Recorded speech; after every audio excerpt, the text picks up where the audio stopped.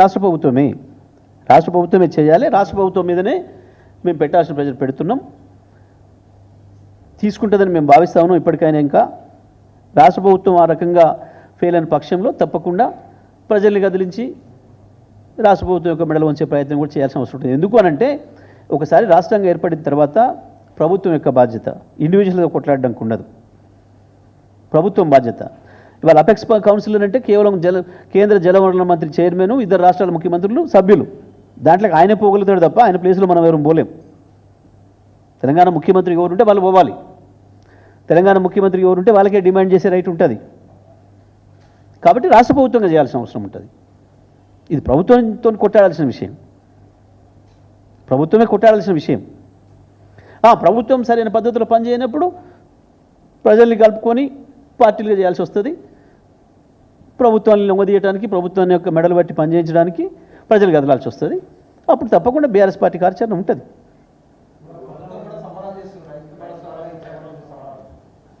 సంబరాలా? ఎందుకు 2.5 నెలలు ఓట్ల కళ్ళలో వండబెట్టి 4 సార్లు నానబెట్టి తడిపినందుక, లేదా 4 విడతలు ఇవ్వాల్సిన రైతు బంధు ఎగ్గొట్టి ఎన్నికల నాడు ఒకనాడు వేసినట్టు చేసి మళ్ళీ ఎన్నికల నాడు వేస్తున్నందుకు సంబరాలా? రైతు బీమా ఎగ్గొట్టి పాపం చనిపోయిన కుటుంబాలు ఉసురు పోసుకుంటున్నందుకు సంబరాలా? లేదా నదుల నీళ్లను కూడా ఉపయోగించలేక ఉన్న ప్రాజెక్టులను ఉపయోగించకుండా లక్షలాది ఎకరాలు ఎండబెట్టి రైతాంగాన్ని మళ్ళీ అప్రపాలు చేసినందుకు సంబరాలా? దేనికి సంబరాలు చేస్తున్నారు?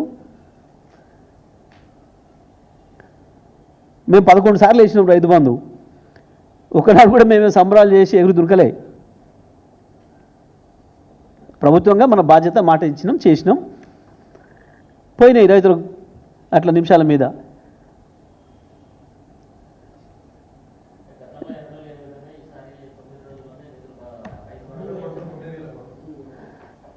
ఏడాదిని అర్థం దాటింది మాట ఇచ్చి. ఇప్పటి 3 సార్లు ఎగ్గొట్టి 4వ కదా.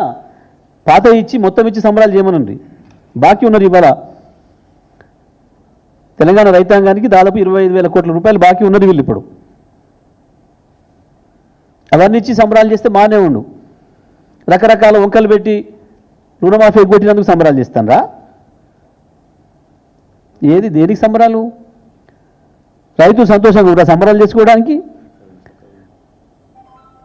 24 గంటలు కేసీఆర్ ఇచ్చిన కరెంటు కూడా ఇవ్వలేక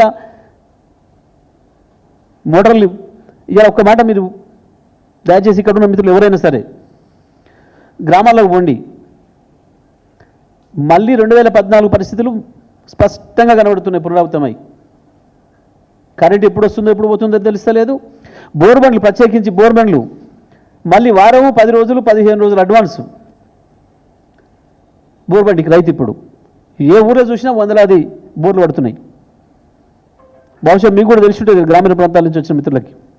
మీ ఊరికి అడగండి. ఇప్పుడు మన ఊర్లో బోర్ వేసేవాళ్ళు ఉన్నారా? బోర్ దొరుకుతుందా? 10 ఏళ్ళు మొత్తం బట్టలు కప్పి పండబెట్టిన బోర్ మిషన్లు మళ్ళీ ఇప్పుడు బయటకు వచ్చినాయి ముస్తాబాయి. దానికి సంబరాలు చేస్తానరా? రైతు మళ్ళీ అప్పుల పాలు అవుతుండని సంబరాలు చేస్తానరా?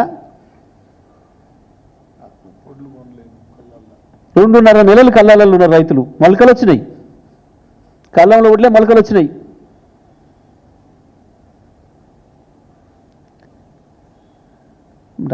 అంటే బాధ కానీ సిగ్గు అనిపిస్తలేదా వాళ్ళకు?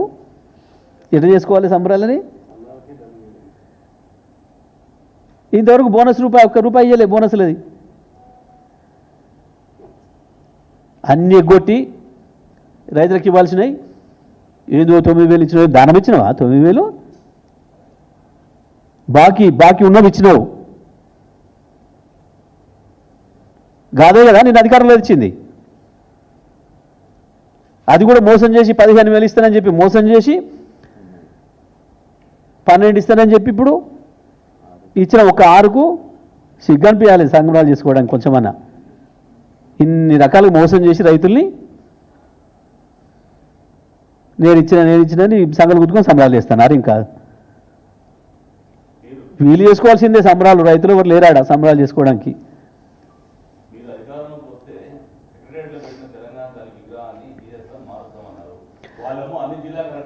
ఇప్పుడు ఇప్పుడు ఎందుకు ఇప్పుడు వద్దు ఆ సబ్జెక్ట్, దీంట్లోనే పోదాం మాకు ఇంకో నాడు మాట్లాడుకుందాం. అది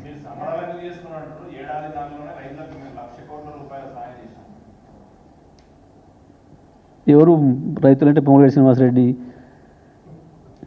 బట్టి విక్రమార్క, కోమటిరెడ్డి వెంకటరెడ్డి, ఉత్తమ్ కుమార్ రెడ్డి, గీళ్ళ 1,00,000 కోట్ల సాయం వీళ్ళకి చేసుకున్నారా? ఒకరికొకరు ముఖ్యమంత్రి అన్నదమ్ములు 4, ముఖ్యమంత్రి కుటుంబం 4 మంత్రులు, 1,00,000 కోట్లు వీళ్ళకేనా సాయం చేసింది? ప్రతి అడుగున రైతును దగా చేశారు కదా, తెల్లవారి నుంచే మోసం కదా.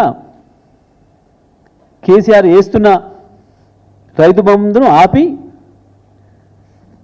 రైతన్నా మేమే ఆపినా వారం ఆగితే మీకు 15 వస్తాయి, ఇప్పుడు 10 అని చెప్పి మోసం చేసి సిగ్గు లేకుండా మళ్ళీ పార్లమెంట్ ఎన్నికల దాకా వేయలే కదా. పార్లమెంట్ ఎన్నికల ముందు వేసింది కూడా కేసీఆర్ సంపాదించి పెట్టిపోయిన డబ్బులే కదా.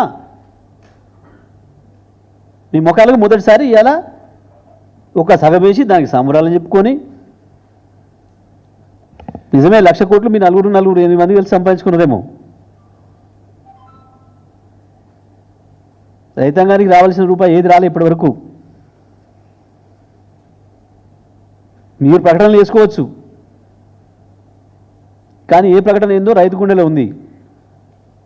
ఎవరు సంబరాలు చేయాలనో ఎట్లా చేసుకోవాలనో రైతులకు తెలుసు.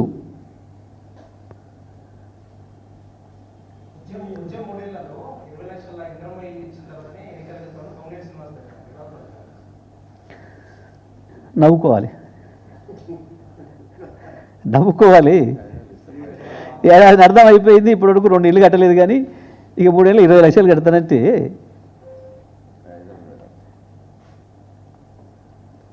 ఇదేదో కొత్త పిచ్చగాడు పొద్దురెడ్డి సామెత కనబడుతుంది. వీళ్ళ మాటలు, వీళ్ళ పనులు, వీళ్ళ చేతలకి. ఏంటి అవి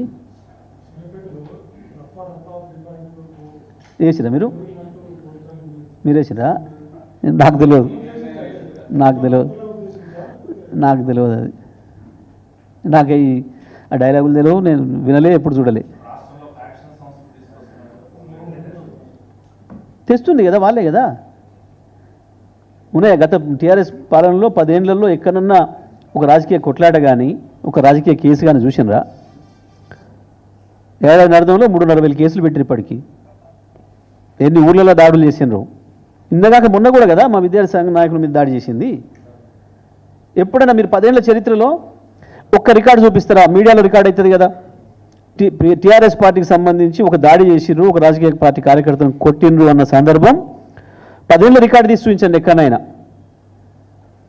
జరిగితే తప్పకుండా రికార్డు ఉంటుంది. ఎలక్ట్రానిక్ మీడియాలను, ప్రింట్ మీడియాలను ఎక్కడో చోట రిపోర్ట్ అయి ఉంటుంది. తీసుకురండి మొత్తం 10 ఏళ్ళది. ఒక్క చోట టీఆర్ఎస్ పార్టీ ఒక రాజకీయ దాడి చేసినట్టు, ఒక రాజకీయ కేసు చేసినట్టు అక్రమమైంది.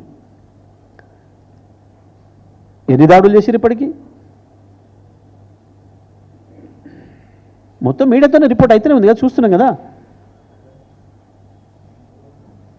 పని చేయలేక ఈ చిల్లర వేషాలు వేసుకుంటూ ప్రశ్నించిన వాళ్ళ మీద దాడులు చేస్తూ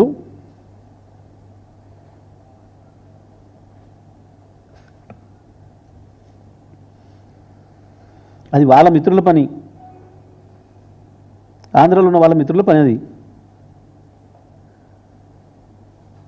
ఆయనే కదా చెప్పుకున్నాడు, మమ్మల్ని చంద్రబాబు నాయుడు గెలిపించిండు అని చెప్పొచ్చు కదా. కాంగ్రెస్ పార్టీ కార్యకర్తల కంటే మీ వాళ్ళు ఎక్కువ పని చేశారు మాకు. వాళ్ళ సంస్కృతి కదా అది, వాళ్ళ మిత్రుల సంస్కృతి ఇక్కడ తెచ్చే ప్రయత్నం వాళ్ళు చేస్తున్నారు. Right, thank you.